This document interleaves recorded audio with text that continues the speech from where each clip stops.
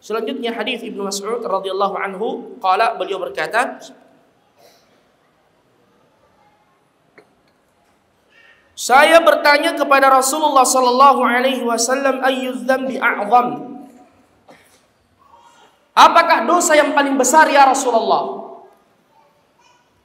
Qala, beliau berkata, anta ja'ala lillahi niddan wa huwa khalaqak. Engkau menjadikan bagi Allah sekutu sedangkan Dia yang menciptakanmu. Ini apa namanya? Syirik. Ya. Dan Allah berfirman, inna syirka la zulmun azim. Kesyirikan itu dosa yang paling besar. Jadi jangan mengatasnamakan adat dan budaya.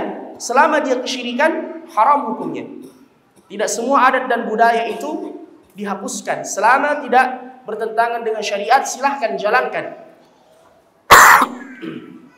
Tapi yang bertentangan dengan syariat, apalagi yang berbau kesyirikan, ya, seperti misalkan, ya, mempersembahkan sesembahan, sesajen, ya, di laut atau di sungai atau di pohon tertentu yang dikhawatirkan mudaratnya, atau menggantungkan azimat, atau bertanya kepada dukun, apalagi mempercayainya, atau ritual-ritual yang lain.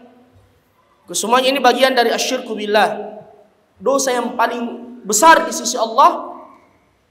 Jika pelakunya meninggal dalam kondisi dan keadaan yang seperti itu, dia bisa kekal di dalam neraka. Na'udzubillahi min dzalik. Innahu man yusyrik billah faqad harramallahu alaihi al-jannah. Orang yang mempersekutukan Allah diharamkan untuknya masuk ke dalam surga. Wa ma'wahun nar wa ma lidh-dhalimin min ansar. Makanya inilah pentingnya kita mempelajari akidah dan tauhid. Idza sta'anta fasta'in billah. Jika engkau meminta pertolongan, mintalah hanya kepada Allah. Wa idza sa'alta fas'alillah. Jika berdoa, mintalah hanya kepada Allah. Jangan lagi ada yang beralasan, ya saya mendatangi kuburan orang soleh, meminta di situ agar dia menjadi perantara antara saya dengan Allah karena dia orang soleh. Ini kesyirikan. Ya. Dan ini hujjah alasan orang-orang musyrikin dulu di zaman Nabi. Mereka berkata, kami menyembah berhala-berhala, patung-patung ini untuk mendekatkan diri kami kepada Allah. Mereka berkata, ma na'buduhum illa liqarribuna ila Allahi zulfa. Kami tidak menyembah berhala-berhala ini kecuali untuk mendekatkan kami kepada Allah. Ya, ini asyirku billah, kesyirikan kepada Allah Subhanahu wa taala. Ya. Meyakinakan keampuhan benda-benda tertentu bisa mendatangkan manfaat dan mudarat. Misalnya cincin batu tertentu, katanya ini sudah diisi. Ya. Sudah diisi. Ya, dan ini tentu jualannya para penjual batu akik biasa. Dia bumbu-bumbui. Ya. Wa man adallu mimman yad'u min dunillahi man la yastajibu lahu ila yaumil qiyamati wa hum an du'aihim ghafilun. Allah mengatakan, siapa gerangan orang yang paling sesat dari orang yang menyuruh selain Allah? Man la yastajibu lahu ila yaumil qiyamah, di mana yang dia seru itu tidak mampu menjawab seruannya sampai hari kiamat. Wa hum an du'aihim ghafilun, dan mereka ghafil. Bahkan akan menjadi musuhnya nanti di hari kemudian. Ya.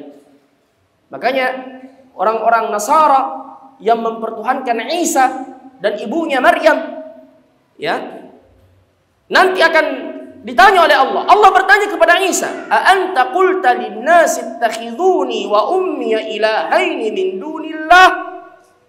Wahai Isa, apakah kau yang mengatakan kepada manusia pengikut Nasara itu, orang-orang Kristen itu, anta qulta linnas ittakhiduni, jadikan aku wa ummiya dan ibuku ilahaini min dunillah, dua Tuhan selain Allah. Apa kata Isa? Qala subhanak, maha suci engkau ya Allah. Ya.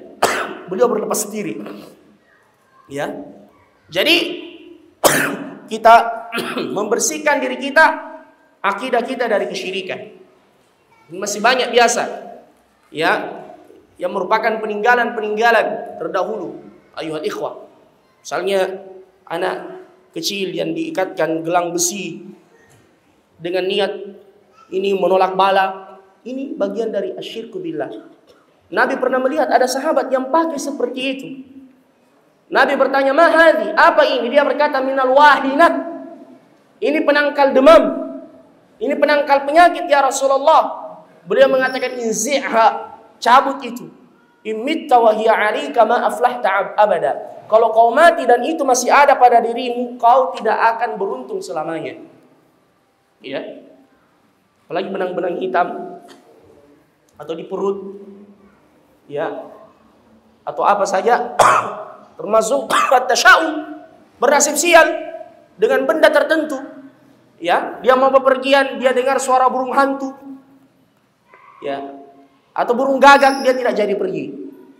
Atau dia mengatakan tidak lama lagi ada yang meninggal di sini.